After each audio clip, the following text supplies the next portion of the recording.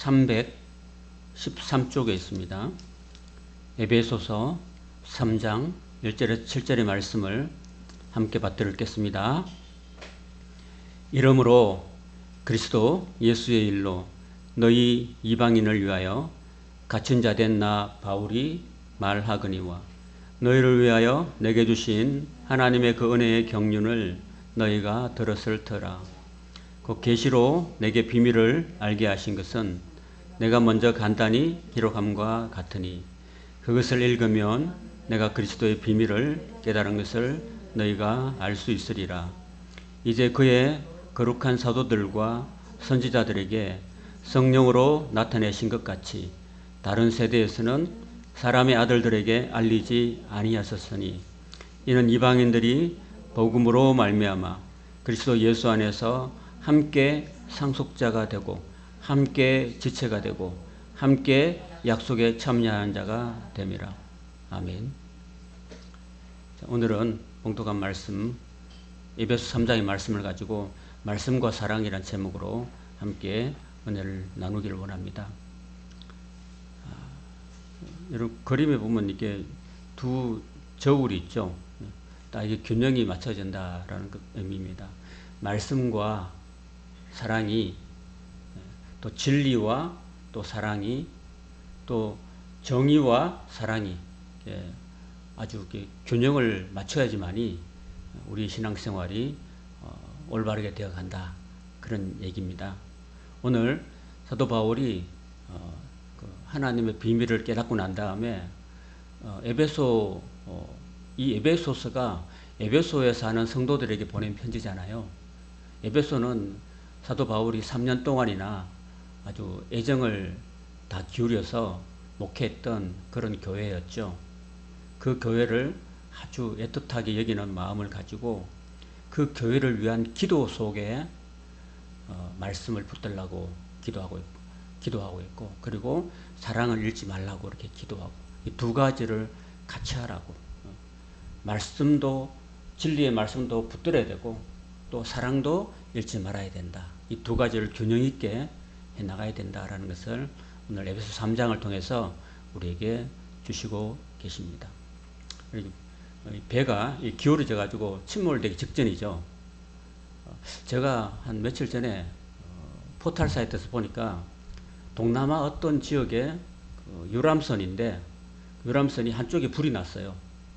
한쪽에 불이 나니까 사람들이 다 어디 쪽으로 몰려요. 불이 안 나는 반대쪽으로 확 일시에 몰리니까 배가 확 기울어져 가지고 그대로 전복돼 버렸어요. 이거하고 똑같은 현상이죠. 한쪽으로 뭔가 우리가 인생을 배를 타고 나아간다면은 우리가 탄 배가 우리 인생 자체가 어느 한쪽으로만 자꾸 쏠리면 안 돼요. 교회에서 신앙생활 할 때도 너무 공의만 정의만 외치고 사랑이 하나도 없으면은 안 되는 거죠. 그럼 너무 한쪽으로 쏠려가지고 저 사람은 너무 딱딱한 사람이야. 저 사람은 너무 무서운 사람이야. 이렇게 하면 되는 거고 또 공의가 없고 정의가 없고 너무 사랑만 이렇게 막 이렇게 기울이면은 우리 자식들한테도 너무 애지중지해가지고 자식을 혼 안 내키고 키우고 나면 어떻게 돼요? 버릇없는 그냥 요즘 말하면 뭐래요? 금쪽이가 될 수도 있는 거죠. 요즘 학교 선생님들이 지금 난리잖아요. 금쪽이들 때문에 어떻게 부모님이 아이를 어떻게 키우는지 몰라도 아이가 막 선생님들에게 학교 젊은 선생님들에게 막 뭐 이렇게 뭐 욕을 하거나 또 학부모님들이 또 자기 자식들 조금이라도 좀 뭐 위해를 가하고 그러면은 막 밤에도 선생님들 전화해가지고 막 따지고 욕을 하고 막 그런 경향들이 있어가지고 젊은 선생님이 또 그냥 죽는 그런 안타까운 일들이 우리 사회에서 지금 일어나고 있잖아요. 그러니까 우리가 뭔가 살면서 너무 한쪽이 치우치다 보면은 이런 현상이 생기는 거예요. 그래서 늘 그 성경에는 그렇게 말합니다. 좌로나 우로나 치우치지 말라. 그런 말씀을 늘 하십니다. 특별히 오늘 이 에베소 3장에 보면은 이 에베소 교회 성도들이 한쪽으로만 잘했어요. 진리의 말씀을 붙들고 이단이 교회에 못 들어오도록 딱 사람들이 막 말씀의 칼을 가지고 그냥 막 아주 그냥 막 이단을 색출하고 이런 건 잘했는데, 문제는 그러다 보니까 사람을 막 진리의 말씀을 하고 잣대를 대고 막 들이대고 잘라내고 이렇게 하다 보니까 뭐가 부족했냐면은 그 사랑이 자연적으로 부족할 수밖에 없었던 그런 상황이어서 결국은 에베소 교회가 이제 균형을 못 맞추면은 침몰되는 거죠, 교회가. 그렇죠? 여러분의 인생도 마찬가지라고 생각이 됩니다. 자, 14절에 보면 이러므로라고 기록합니다. 이러므로. 그러니까 1절부터 13절까지는요. 사도 바울이 그 에베소 교회 성도들에게, 에베소가 원래 그 이방 지역이잖아요. 지금으로 말하면 튀르키예입니다. 튀르키예 아주 서쪽 지방의 큰 도시였는데, 그 도시에 바울이 굉장히 애정을 가지고 목회했던 그런 도시였는데, 그 도시도 예루살렘 이스라엘에 비하면은 이방인이었다. 이방인. 그러니까 하나님을 모르고 살던 그런 이방 지역이었는데, 바울도 사실은 유대인이긴 했지만은 튀르키예 출신입니다. 튀르키예 동부의 길리기아 지방의 다소 출신이라서요. 사실은 자기 본 피는 유대인의 피인데 자란 곳은 이방 지역, 헬라 지역이었습니다. 지금 바울이 에베소 교회를 비롯해서 이방 지역에 있는 많은 교회들이 어떻게 되냐면은 예수님을 믿게 되면은 누구든지 그 사람이 어떤 민족이든지 어떤 사람이든지 어떤 언어를 쓰든지 하나님 안에서, 그리스도 안에서 한 가족이 되고 한 교회의 지체가 되고, 그리고 하나님 아버지의 나라를 유업으로 받는, 상속을 받는 그런 사람이 된다라는 그런 비밀을 깨달았던 거예요. 여러분, 우리는 이스라엘에 비하면 우리는 이방이죠. 이스라엘 사람들은 자기들은 선택받은 민족이고, 그리고 나머지는 다 이방 족속이라고 이야기합니다. 이방, 바깥에 있는 사람이다 라고 생각했는데, 나중에 이제 사도 바울이 이제 예수님을 믿게 되고 성령을 받게 되고, 그리고 최초로 성령이 임하셨던 곳이 예루살렘의 마가의 다락방이었습니다. 그때는 예수님께서 십자가에 죽으시고 40일 동안 땅에 계시다가 하늘로 승천하신 다음에 우리에게 보내주시겠다고 약속하신 성령이 임재하신 그때였습니다. 그때로부터 해서 이제 어떤 비밀을 하나님께서 사도들과 제자들에게 가르쳤냐면은, 복음이 이방으로 전해질 것이다. 복음이 예루살렘으로부터 해서 온 유대와 사마리아와 딴 것까지 온 세상을 향해서, 온 이방 땅을 향해서 복음이 전해질 것이고, 또 이방인들도 누구든지 예수님을 믿게 되면은 예수님의 가족이 된다. 예수님의 상속자가 된다. 라는 이야기를 하고 있는 거예요. 그게 바로 바울이 깨달았던 비밀이라는 거예요. 비밀.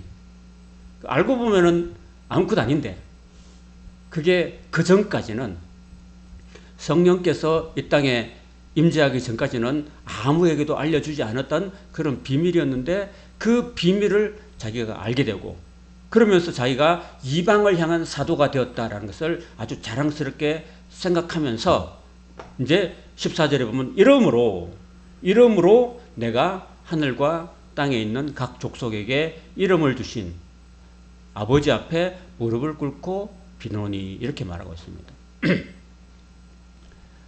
그래서 제가 설명드렸듯이 이제 이방인들도 예수 그리스도 안에서 한 교회가 되고 교회의 지체가 되고, 그러면서 하나님 나라를 유업으로 받는 백성이 되었다. 그래서 우리는 너무나 하나님의 그런 소중한 하나님의 자녀가 되었다는 사실을 알리면서, 아울러서 뭐라고 하냐면은 에베소 교회에 이런 사탄의 공격이 곧 닥쳐올 텐데, 이제 그 사탄의 공격을 앞두고 이제 그 하나님께 에베소 교인들을 위해서 비는 그 기도를 하고 있다는 건데, 그 기도가 두 가지입니다. 두 가지. 그 두 가지가 뭐냐면 아까 제가 말씀드렸던 두 가지 균형 맞추는 거, 그죠? 하나는 교인들이 진리의 말씀으로 굳게 서라는 거 하고, 또 하나는 사랑으로 교회가 하나 되라는 이야기를 하고 있다는 거예요. 이제 무릎을 꿇고 그런 기도를 하고 있다라는 이야기입니다. 그의 영광의 풍성함을 따라서 그의 성령으로 말미암아 너희 속사람을 능력으로 강건하게 해달라고 바울이 기도하고 있는 거예요. 이게 첫 번째 기도예요. 첫 번째 기도가 너희 속사람을 성령의 능력으로 강건하게 해달라고 이야기하고 있습니다. 바울이요, 에베소 교인들을 사랑했어가지고 에베소 교인들의 그 육체적인 건강을 위해서 기도하지 않았어요. 그리고 에베소 교회 성도들이 사업이 번창하고 돈을 많이 벌고 이런 걸 위해서 기도한 게 아닙니다. 너희 속사람이 성령으로 말미암아서 능력으로 강건하기를 기도했다는 겁니다. 왜냐하면은 사탄의 공격은 우리의 영혼을 무너뜨리는 공격이기 때문에 우리의 영혼을 무너뜨리기는 사탄의 공격에 우리가 맞서기 위해서는 우리의 그 사람이 아니라 우리의 속사람이 성령의 능력으로 강건해져야 된다. 이런 이야기를 하고 있는 거예요. 자, 그래서 사실은 지금 바울이 로마에 있는 자기 셋집에서 갇힌 중에서 지금 편지를 쓰고 있는 거거든요. 지금 연 4년 동안 바울은 가이사랴 감옥에서 헤롯 궁에서 2년 동안 구류되어 있었고, 그 다음에 배를 타고 로마까지 왔잖아요. 그 로마까지 왔는데 아직은 죄수의 몸이고 미결수입니다.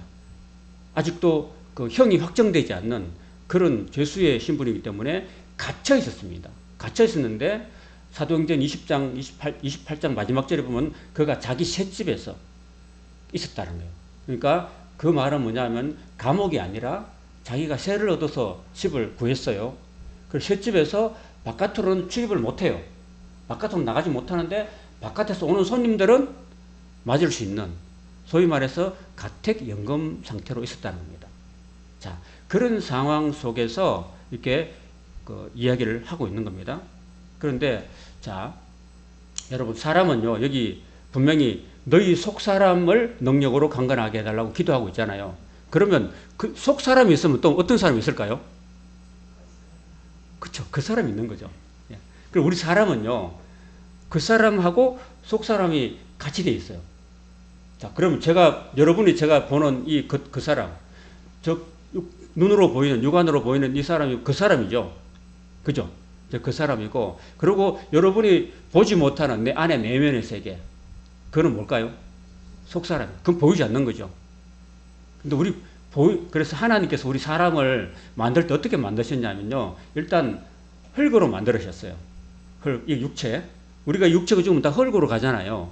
흙으로 딱 예쁘게 만들었어요. 아담을 만들어 난 다음에, 만들어 놓으면 그건 흙일 뿐이죠. 근데 흙으로 눈과 코와 입을 다 만들어 난 다음에 하나님께서 우리 코에다가, 코에 구멍이 있잖아요. 코로 하나님께서 하나님의 영을 불어 넣어주셨어요. 이렇게 하고 이렇게 하나님께서 하나님의 영을 불어 넣어주니까 사람이 생명이 됐다고 이야기하고 있어요. 그러면 자, 육체로 흙으로 만드는 그 사람이 있어요. 그리고 하나님께서 하나님의 생명이 사람 속에 들어왔다는 겁니다. 그래서 사람이 생명이 된 거예요. 자, 다시 한번 제가 설명해 드릴게요. 사람의 구조라는 것은요, 영과 혼과 육으로 되어 있어요. 자, 그러면은 영은 우리 사람 가장 깊은 속에 있는, 가장 안에 있는, 가장 내면의 중심에 있는 게 바로 영입니다. 영. 그 다음에 혼이 그 다음에 중간층에 있어요. 혼이라는 건 뭘까요? 그냥 이성. 우리가 생각하는 거 있잖아요. 생각하는 거. 그 다음에 겉으로는 이제 육체가 있어요. 가버렸어요. 그래서 가장 안에 있는 그런 영을 속사람이라고 말합니다. 속사람.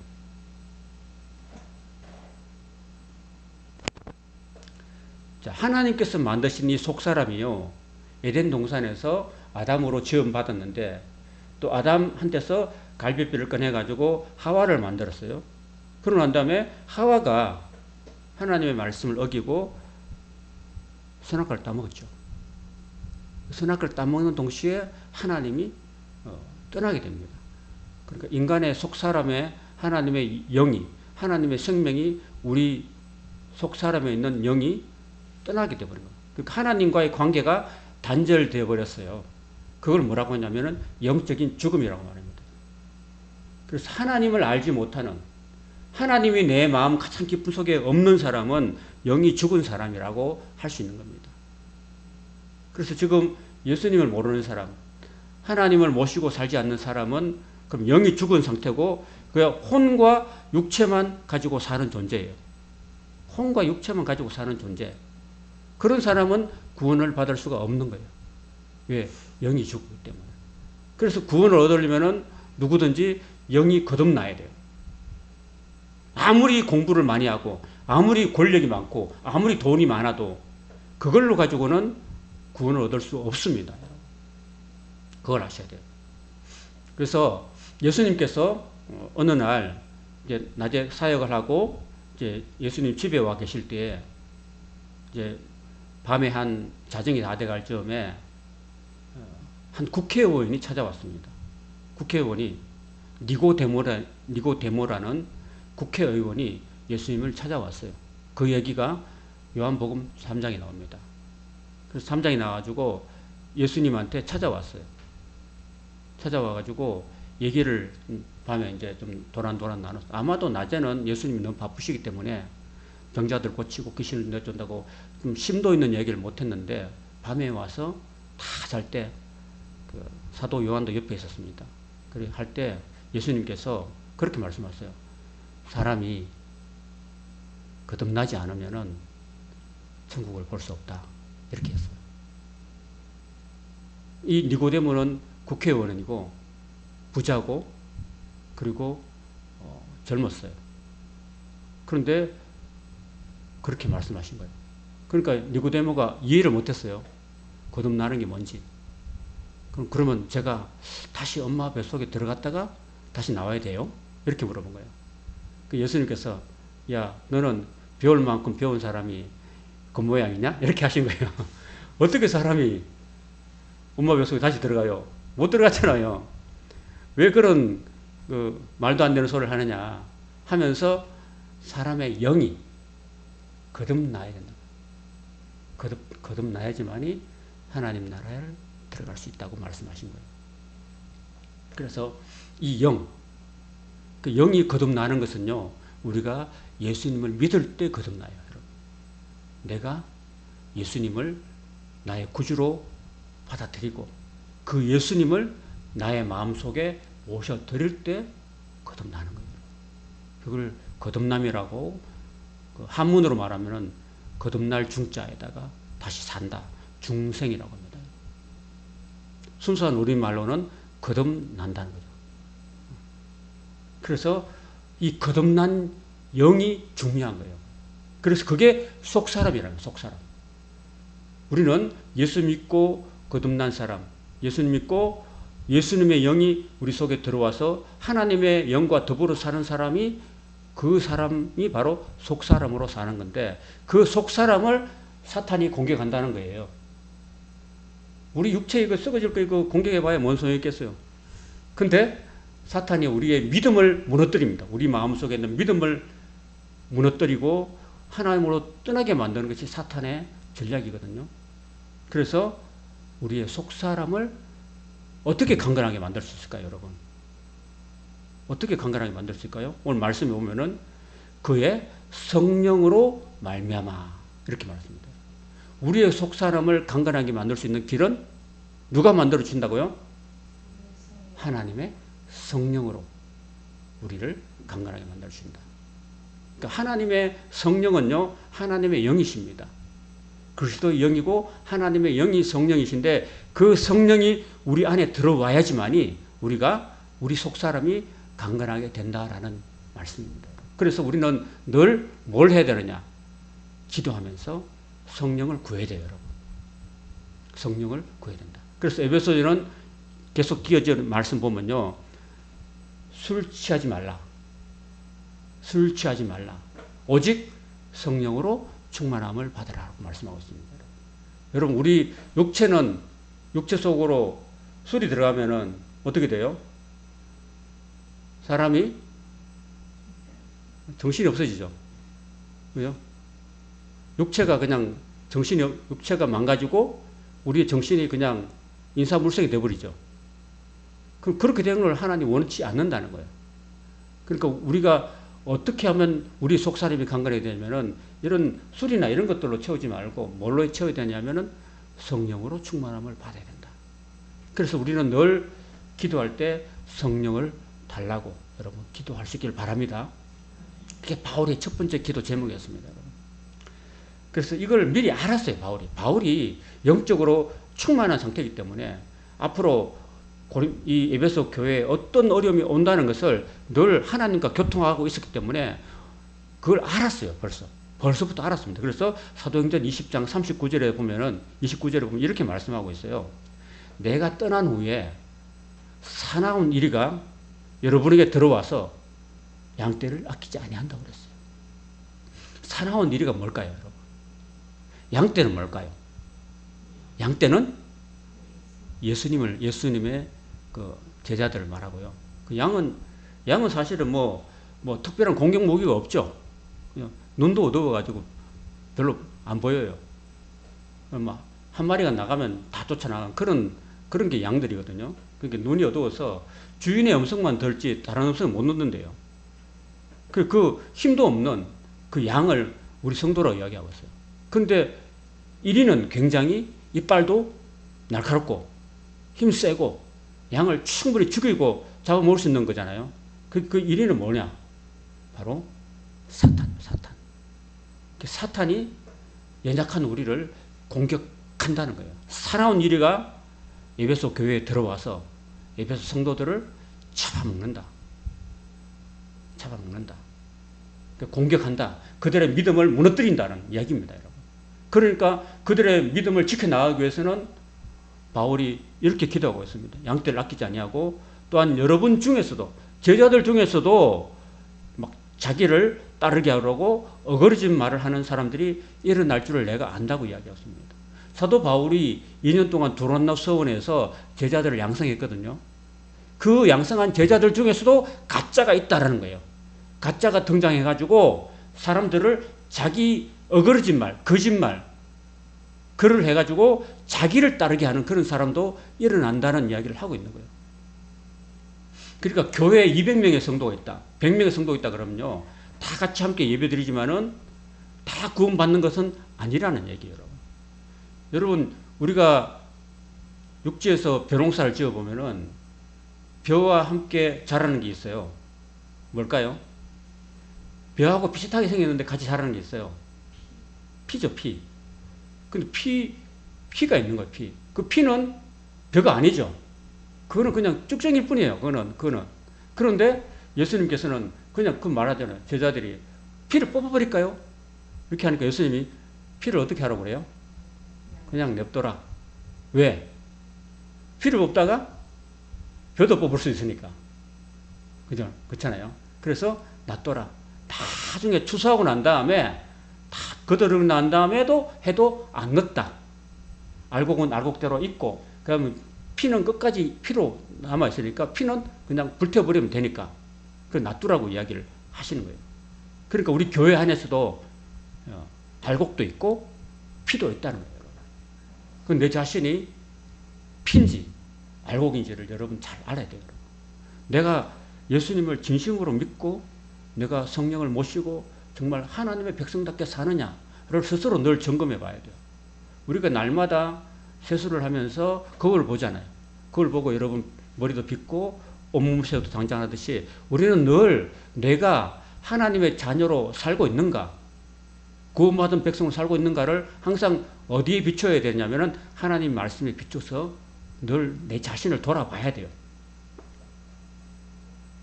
그러므로 여러분이 일깨워서 내가 3년이나 밤낮 쉬지 않고 눈물로 각 사람을 훈계하던 것을 기억해라고 당부하면서 지금 내가 여러분을 그 하나님과 그 은혜의 말씀께 부탁한다고 이야기했습니다. 그 말씀이 여러분을 능히 든든히 세우사 거룩하게 하심을 입은 모든 자 가운데서 기업이 하나님 나라의 기업이 있게 해주실 것이라고 이야기합니다. 그래서 사나운 이리가 오니까 뭘로 무장하라냐면은 하나님의 말씀으로 무장하라고 이야기하고 있어요, 여러분. 우리 성도들이, 저와 여러분들이, 여러분, 우리는 사탄이 눈에 안 보이잖아요. 하나님도 눈에 안 보이지만은 우리 주변에 사탄이 보이지 않게 온갖 거짓 것으로 우리를 공격하고 우리의 믿음을 무너뜨리고 우리의 말씀을 잘못 가르쳐 가지고 거짓말을 믿게 만들어 가지고 우리를 이단으로 빠뜨려 가지고 거짓 것에 현혹되게 만들어 가지고 우리를 넘어뜨리게 하는 그런 역사가 있다는 겁니다. 그러니까 세상에는요 온갖 이단과 가짜와 사이비가 많잖아요. 그렇죠? 그렇잖아요. 요 뒤에도 보면 JMS라고 하잖아요. 이거 아세요? JMS 모르죠? 요 뒤에 요 뒤편에 여러분 정명석이라는 교주가 온갖 그 여자들을 젊은 여자들을 막 이렇게 성폭행하고 자기가 교주가 돼가 나를 따르라 그러고 나를 안 따르면 너희들은 다 지옥이다 이렇게 엉터리 거짓말로 속여가지고 많은 성도들을 넘어뜨리고 성폭행하고 그리고 좀 감옥 갔다가 지금 이렇게 있잖아요. 그리고 시청립회 가면 또 하나님의 교회가 있잖아요. 안상홍 씨는 이미 죽었어요. 자기가 하나님이라고 그러는데 하나님이 죽었어요. 하나님이 죽은 말이 돼요? 그것만 해도 우리가 딱 상식적으로 생각해도 하나님이 안 죽죠. 맞죠? 그죠? 내가 상식만 조금 있어도 아 이거 이상한데 안상홍이라는 사람이 분명히 자기가 제 이름 주라고 그랬는데 왜 죽었을까? 벌써 죽은 지 오래됐어요. 그러고 난 다음에 그 부인 누구예요? 장길자야, 장길자. 자기가 이제 또 여자 하나님이래요. 안전운전을 시작합니다. GPS가 연결되었습니다. 여러분 GPS 잘 구별하시고요. 지금 자 이렇게 해서 거기가 이제 뭐 하나님 어머니라고 이야기하고 있는 거예요. 우리는 보통 하나님 아버지라고 그러죠. 장길자가 자기가 또 사람인데 자기 여자니까 이제 하나님 어머니 하고 이제 기도하고 있는 이런 어처구니 없는 일들이 일어나고 있는 거예요. 조금만 우리가 예? 분당에서 살고 예, 분당에서 살고 있어요. 아마 얼마 있다가 죽을 거예요. 여자 하나님도 죽을 거예요. 내가 확신합니다. 그러니까 우리가 이런 것이 안 넘어가야 돼요. 안 넘어가야 돼요. 그러니까 그런 것들을 우리가 조심해야 되고요. 그러니까 우리가 말씀을 붙들어야 돼요, 여러분.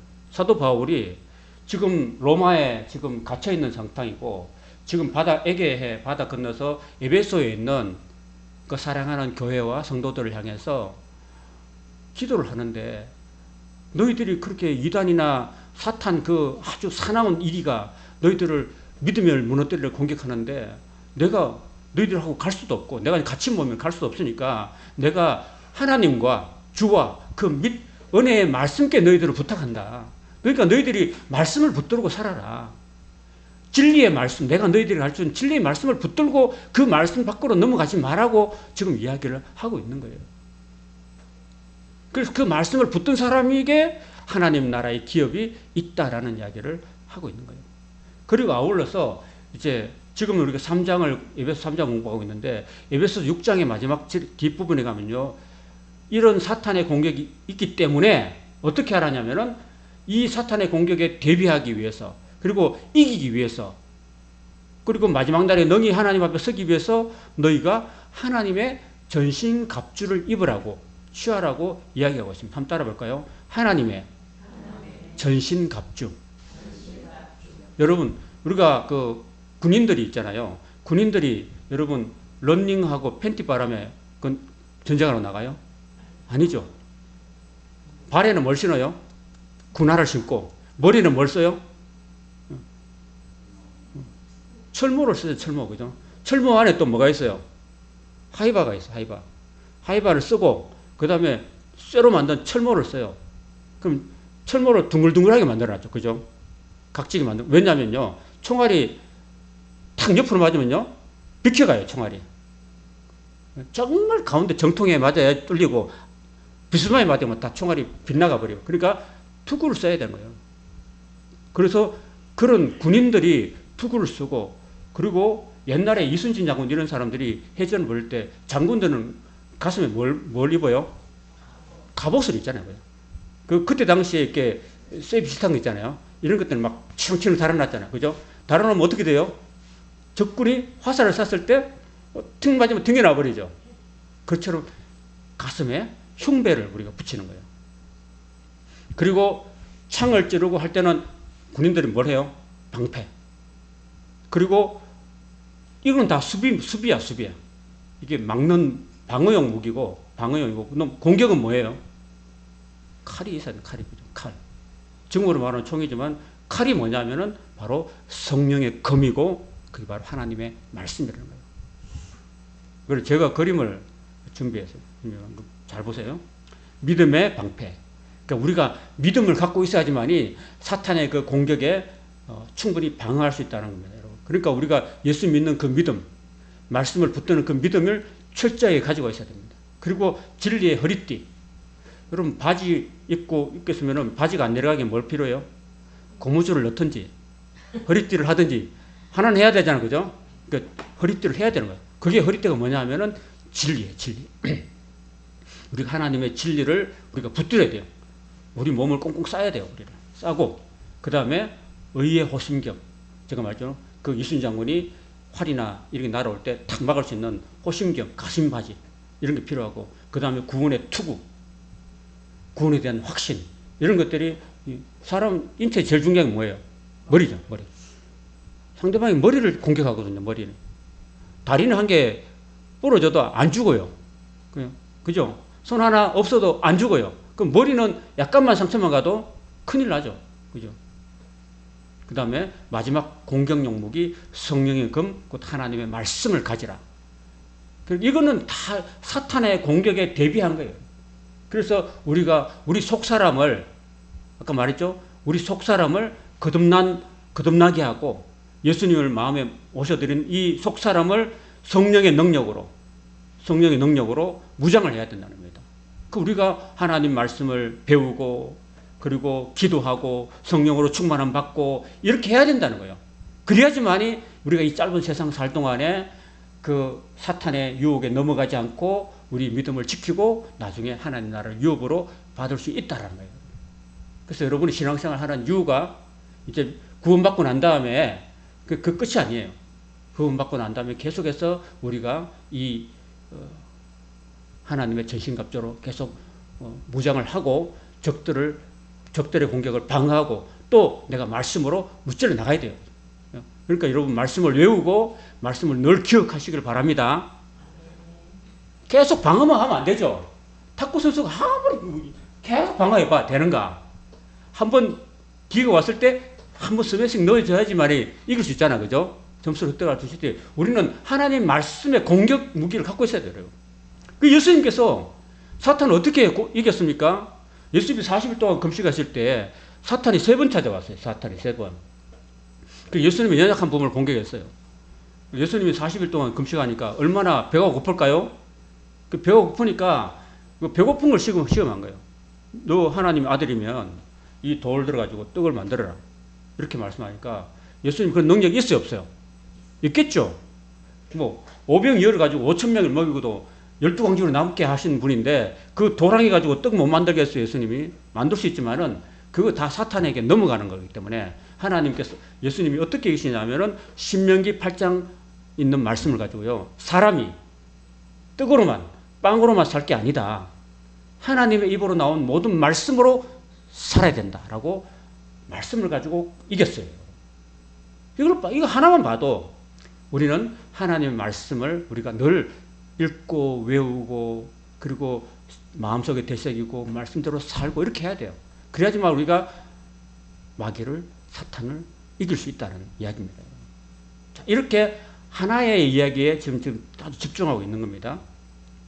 그 다음에 믿음으로 말미암아 그리스도께서 너희 마음에 계시게 하옵시고 너희가 사랑 가운데서 뿌리가 박히고 터가 굳어져서 능히 모든 성도와 함께 지식에 넘치는 그리스도의 사랑을 알고 그 너비와 길이와 높이와 깊이가 어떠함을 깨달아서 하나님의 모든 충만하신 것으로 너희에게 충만하게 하시기를 구하노라. 이렇게 사랑을 지금 구하고 있는 겁니다, 여러분. 예수님의 사랑을.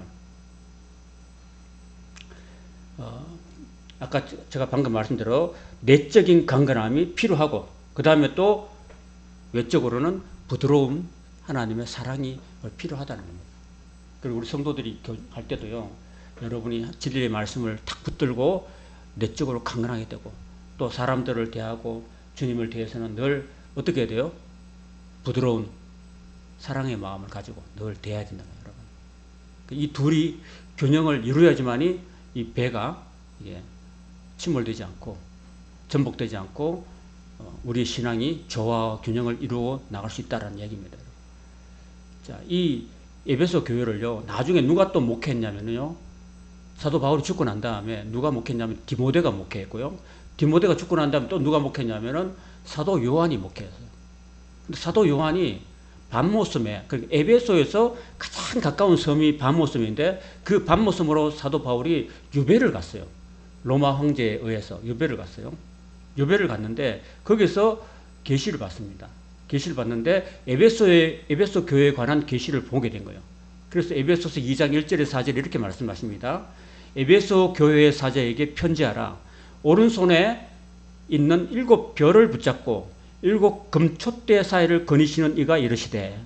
여러분, 이거는 나중에 제가 설명을 따로 드릴게요. 근데 이 7 금촛대 사이를 거니시는 분이 누구냐면은 예수님이에요. 예수님이 이르시되 내가 너의 행위와 수고와 내 인내를 알고. 너는 누구예요? 에베소 교회, 에베소의 성도. 내 행위와 수고와 인내를 알고 또 악한 자들을 용납하지 아니한 것. 그건 뭘까요? 그 니골라 당이라고 있었는데 그 악한 당이 있습니다. 그 당을 용납하지 않았던 거예요. 뭘로 용납해요? 진리의 말씀으로 용납하지 않았던 거예요. 자칭 사도라 하되 아닌 자들을 말씀으로 시험해서 그의 거짓된 것을 네가 드러냈다고 이야기했어요. 그러니까 진리의 말씀에 굳건하게 서 있었습니다, 여러분. 그건 잘한 거죠. 진리의 말씀에 굳건히 서가지고 흔들리지 아니하고 거짓 사도를 몰아낸 거 잘한 거죠. 그죠? 근데 뭐가 문제였나? 또 네가 참고 내 이름을 위하여 견디고 게으르지 아니한 것을 내가 안다고 주님이 칭찬하고 있습니다. 자, 그러면 2절, 3절, 4절 칭찬했죠. 1절, 2절, 3절 칭찬했죠. 그 항상 예수님 보면요, 상대방 나무랄 때요, 칭찬 먼저 하고 나무래요. 여러분들 대답할 때, 상대방하고 이야기할 때, 웬만하면 상대방 장점을, 단점을 얘기하면 좋은데, 척 내가 지적하고 있는 게 하나라도 있다면요, 상대방의 장점을 다 늘어놓으세요. 네가 내 이름을 참고 내 이름을 위해서 견디고 게으르지 아니하고 네가 진리에 굳게 서고 잘했다, 내가 안다 라고 인정해 주신 다음에 그 다음에 내가 하고 싶은 이야기를 탁 하면 그 사람이 상처를 덜 받아요. 예수님이 이 대화에 완전히 예수님을 따라올 사람이 없어요. 그리고 우리 성경을 읽으면서 예수님의 대화법을 좀 배워야 돼요. 우리는 맨날 기분 나쁘면 상대방이 단점부터 탁 찌르니까 막 맨날 싸우고 막 원수지가 되는 거지. 그래요. 상대방을 조금만 칭찬할 줄 알면은 예수님 닮으면은 그래, 싸울 일 없어요. 아, 그러면 내가 칭찬 드리기 때문에 기분이 좋은 상태에서 이렇게 한번 찔러주면, 아, 그래, 고칠게. 이렇게 말하지. 대번 이것부터 공부하면 너는 뭐 잘한다는 거 있어? 이렇게 나온 거잖아. 그럼 맨날 싸우는 거야. 그러니까 이런 게요. 예수님은 딱 칭찬해주고 4절에 예수님이 이제 책망에 말씀하십니다. 그러나 너를 책망할 것이 있다 라고 이야기하잖아요. 너의 처음 사랑을 버렸느니라. 딱 한마디예요. 처음에 그 에베소 교회가 사랑으로 충만했던 건데, 그 사랑으로 충만했는데 그냥 진리의 말씀의 칼을 가지고 막 이단을 색출하고 거짓 사도를 색출하고 이러다 보니까 뭐가 잃어버린 거예요? 사랑이 없어진 거예요. 사랑을 잃어버린 거죠. 그러니까 우리가 신앙생활 할 때 이 말씀과 이 사랑이 균형 잡혀야 된다. 한쪽으로만 치우치면 안 되는 거예요, 여러분. 여러분 진리의 말씀을 굳건히 붙잡으시길 바랍니다. 또 반면에 여러분 마음속에는 사랑을 잃지 말기를 바랍니다. 한문에 보면, 한자에 보면요, 중국 고사에 보면 늘 가장 어려운 게 뭐냐면은 중용이라는 거예요, 중용. 여러분 아세요? 중용? 이 가운데 쓰는 게 정말 중요해요. 한쪽으로 안 치우치는 게 정말 중요하다니까요. 만약 한쪽으로 조금만 치우치면은 넘어지는 거예요. 그렇잖아요. 이렇게 하면 한쪽 발 들고 여러분 얼마나 있을 수 있어요? 한쪽 발 들고 이거 흔들잖아요. 양쪽 발을 딱 이렇게 딱 발끝에 힘을 주고 딱 서야지 딱 균이 잡히지. 한쪽 손 들고 이렇게 있어봐요. 금방 이렇게 오 이러다 넘어지지. 그러니까 한쪽만 치우치면 안 된다니까 신앙생활에 있어서.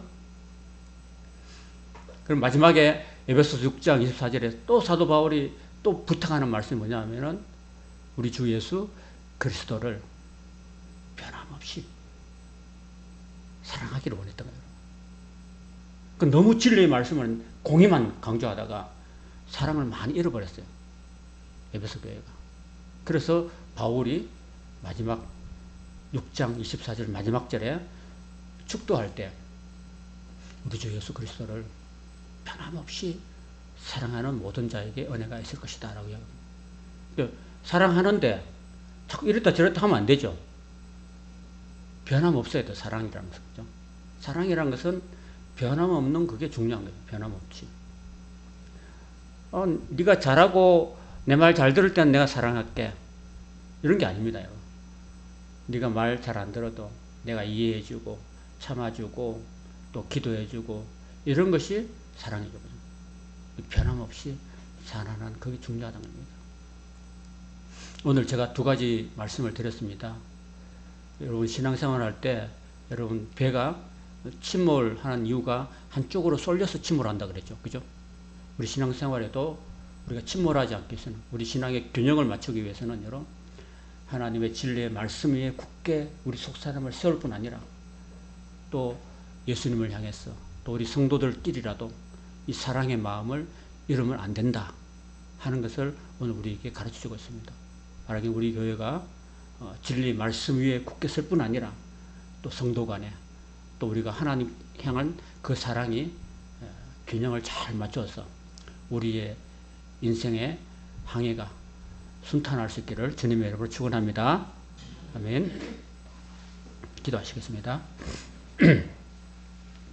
자비로우신 아버지 하나님, 오늘 바울이 에베소 교회를 사랑하고 성도들을 위해서 기도한 것처럼 성도들의 속사람이 마귀와 사탄의 공격에 대비해서 성령의 능력으로 말씀으로 강건하게 되게 하여 주시고 아울러 우리 교회 안에서 그리스도를 향한 변치 않는 사랑, 성도 간에 서로 사랑의 교제를 잃지 않고 두루두루 균형 있게 신앙생활에서 우리가 한쪽으로 치우치지 않고 좌우로나 우로나 치우치지 않고 우리의 신앙생활의 균형과 조화를 잘 이루어서 주님 보시기에 아름다운 우리 교회와 성도의 삶이 될 수 있도록 도와주시옵소서.